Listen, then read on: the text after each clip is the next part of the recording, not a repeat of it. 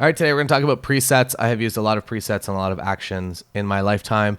And one of the big problems with it is that if you are really fluctuating between a lot of presets, that your style is very inconsistent and doesn't really feel like it's all you. So I will go through a few of the images that I took a couple weeks ago that I really, really like. Drag them in. This program is called Photo Mechanic if you don't use it. I use it for culling. Lightroom is a lot faster at culling now if you just stay in library mode, but I tend to use this just because this is how fast the raw files load. Or I guess they load faster if you just hold down the button. But for culling, I can cull a wedding usually in 25 minutes max, like 15 minutes if I'm focused entirely on it, 25 minutes if I'm switching up my music, things like that. So I like Photo Mechanic for that. It's worth the money and just time saving for me. So we're going to go over here, going to import, and Lightroom is the slowest program in the world, so it'll take a while always. All right, so my two favorite packs that I've ever found is this VSCO Film FE, which I think works really well for so many things across the board, whether it's your travel and landscape photography or your weddings or your portraits. There's something that's, I would say, 90% accurate in here for pretty much every situation that I've ever found myself in. And they're pretty much like good right out of the box. Like if I just click this, like that looks pretty wicked already. Definitely not quite my style. It's a little too crunchy kind of in the black point there. But I would say it's pretty good. The other one that I really like is Sessions California. This is my buddy Mario made these. I really dig Malibu, specifically, usually two. But everything in the Malibu preset is really good, and I like it a lot. I would buy that pack just for that. And then also I have my own presets here, and I use the People preset. And usually People is what I put on kind of everything. I find that it's kind of a happy medium, that it doesn't feel too processed. You can buy these if you want, they're in the description, but I encourage you to just make your own. You can just piece, if you like, maybe if you're rolling through the VSCO presets and you like the way that this preset handles pinks, then kind of pull that and just keep building from there. These four presets have been a work in progress for pretty much since Lightroom came out a bunch of years ago. And I find that for places, for landscapes, this works super well. And for people, this works pretty much, I would say, 95% plus of the time, regardless of the condition, whether it is in the daytime, the getting ready shots, the ceremony in bright sun, reception, and then at nighttime, I switch it up to the night preset that handles night photos a little bit better. But when I am editing through photos, I guess I'm still waiting for Lightroom to import some photos. That took a minute. I'm pretty much just finding something that kind of works for the overall scene and hitting previous on it and then adjusting accordingly. And my preset tends to make things a little bit darker, so I kind of bump up the exposure, and that's why you shoot RAW, so you can do that and it doesn't really ruin anything. There's a little hair here. I'll just run through a few images how I would typically edit. And this was shot with my tilt shift, as you can see by this super weird blur that's happening right there. And that's not going to work at all, but we're going to figure out how to make that work. Right about there, looks good. Now there is no more hair on the shoe and everything looks good. Another thing you can do that I use a lot is graduated filters. I usually just do something like this if I wanted to pull a little bit of detail back here. And I would say that that's pretty good.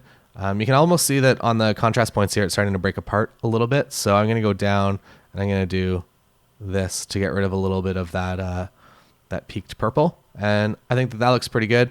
You could even go a little bit further and do something like this and kind of increase the exposure in the bottom. And there are infinite things you can do to images. I am a true believer in good enough.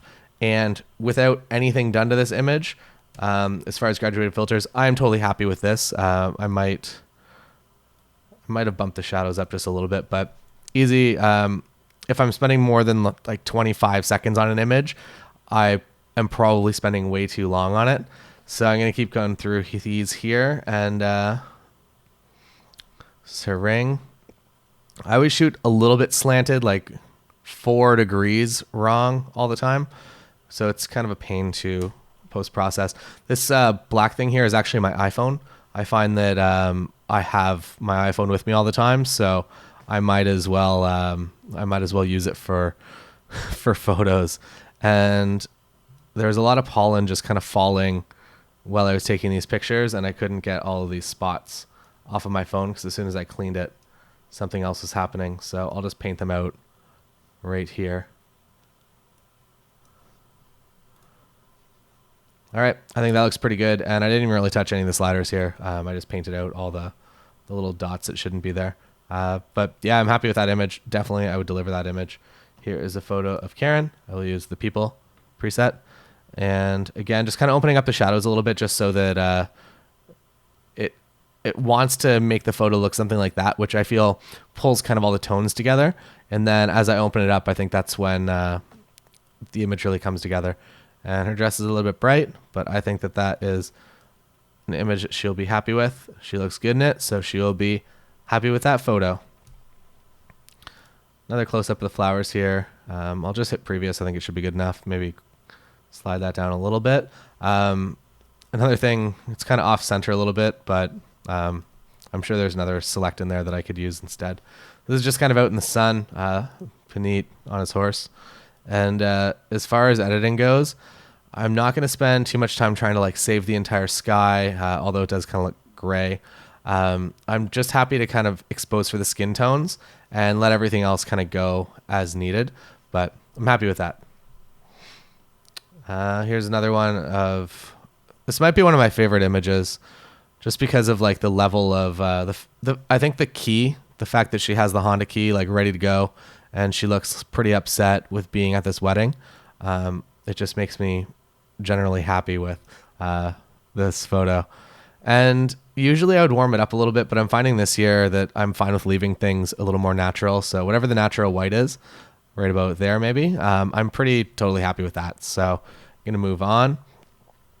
And at this point, everything's kind of in the same lighting conditions and will be roughly the same settings. I shoot everything in manual. So while I do lose a little bit of light when I zoom in all the way to 200, even though it is a fixed aperture, photos get a little bit darker, but for the most part, everything is going to be pretty much previous. So if I was in this circumstance, I would pretty much just select all of these images and hit Command-Shift-S and then come over here and just synchronize them all. And then I would let them kind of load out and just click through. Here's a photo of her and her dad. And I'm pretty much just making it as bright as I possibly can before the dress starts to go pure white over here. I'm always kind of watching this, and with this preset, it doesn't let anything blow itself out, but it will get to kind of this point where it'll start to really show that it's just wrong. I'm happy with that. All right, and a little bit darker, but I think that if I hit previous, it will lighten it up. Not quite enough.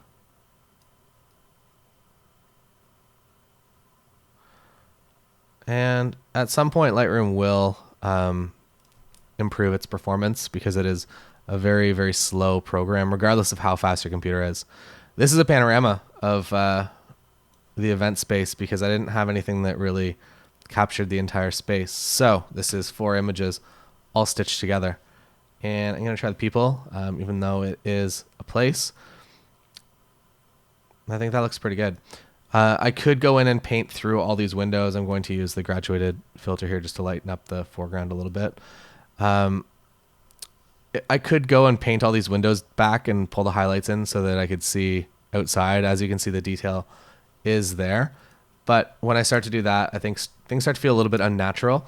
And usually instead of doing that, what I'll do is I'll go up to this window and get a shot outside through the window for the context of it, rather than painting all of these in and spending hours doing it.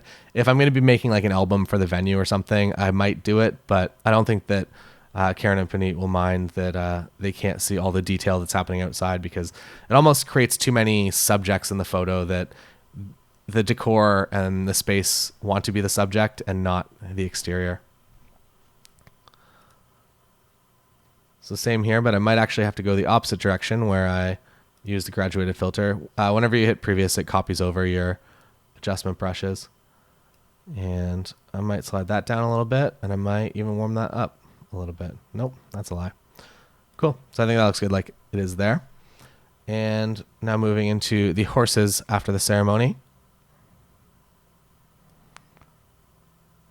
I think that's good. Just exactly people, and then just kind of crank the exposure a little bit, as I pretty much have to do for everything. If I'm automatically kind of importing things here, I'm pretty much just putting the preset on it and then also increasing the exposure 0.7, because I know that that's kind of where everything fits nicely usually. And I would say that's like 80% accurate maybe across the entire wedding, that everything is shot kind of the same, I guess, in camera. And I don't mind making this image a little bit warmer just because the sun kind of is backlighting her. And I really, really love what's going on here. I really don't love this tree here. So I'm going to go into Photoshop afterwards and probably remove this tree just from this one image, just because I think it's one of the best images in the entire gallery, or at least it's one of my favorites. And I think that it deserves to be a little more perfect than it currently is with that branch. But that's a job for Photoshop. It's a little bit later. All right, same deal. I can make this a little bit warmer as well. So I'm just going to use previous, and the dark tones are a little too much there. So open up the shadows, and I think that looks pretty good. This guy is the horse wrangler, so I'll just paint him out quickly. And I might do it from over here just so it doesn't look straight up copied. And I think that'll be all right there. Yeah, I'm good with that. And that makes your job photoshopping things out a lot faster when you can use the clone brush in here. And one more. And again, I'm cool with warming that up. Bring this down, maybe add a little bit of vibrance. You can also change the colors of the greens if you want. If you want to make them like really strangely green, feel free to do that. Or you can make your yellows so that it's just like a wild fairy tale. I typically don't do that because it's just kind of unnatural, and I'm fine to leave it as it was on the day. All right, all the pollen, as you can see, flying around in the air. It was a very allergy day for me. I have very strong allergies, and I also had them this day to an extreme, but it was fine because you take allergy pills and you deal with it. And I can see that the rain is just kind of going to somebody off screen here. So I think that's fine. That looks good to me.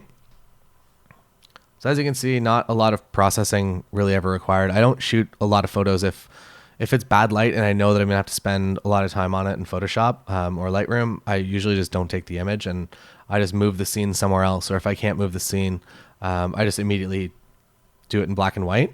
But I would say that it's very, very rare that I deliver a lot of black and white images from a wedding unless it's a very, very challenging lighting wedding or very dark, or that everything happened at night. I'm usually happier to deliver in color, which is what we're doing today. This is a darker image. I like it a lot though. We're going to try Places. Places holds the highlights a little more.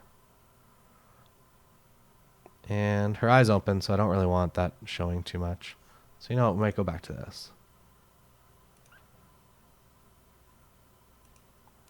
Or maybe it's just not an image that I absolutely love, and maybe it's getting cut.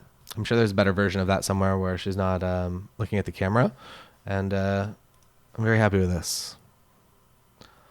This is that Sigma 24mm lens shot at f1.4. So as you can see, I have distance between my couple and myself, but at 24mm, the background is still out of focus. So it gives this really interesting look that I am a huge fan of this year. So if you've never thought about shooting portraits with a wider lens, like a 24 or 28, it might be worth the time to at least rent one and see how you feel with it, because I am really enjoying this look right now. And this is kind of something that I haven't experimented with in the past, because I've always been shooting the 85 or the 50 because that gives me that nice depth of field. But now I'm enjoying the wide and also depth of field. So it's very interesting. All right, so those are the best presets that I've found. I like mine because I made them. You can buy them if you want, but probably make your own. The Nikon or the Visco Film FE pack is my favorite of all the Visco packs that I've found so far, because it has a little bit of everything. And I find that some of their packs are a little too extreme or too not really existing. And I find that this gives you the best variety of absolutely everything. And then Mario's Sessions, specifically just Malibu here, is the only one that I really use, and I like it a lot. So yeah, those are my thoughts on presets. Definitely use one or two just to maintain consistency across all your work when you're uploading to Facebook and Instagram. You don't want to look back in a year and be like, wow, like I can't believe I was using that. And also, if something feels a little too extreme at the time, specifically like when we were changing the colors and the greens, that, hey, maybe it like felt good now. When you look back at it in like 2 days or 2 months, you're going to hate it. So always err on the side of not processing enough. But always make sure that skin tones are the thing that you're processing for, that when people look good, they like the images. When their skin has weird tints of green and magenta in it, and even if the overall scene looks cool, they're not going to like the image because they don't look good in it. So edit for the people. Background is second. If you're interested in learning my advanced marketing secrets and getting over 9.5 hours of wedding photography content, click the link in the description.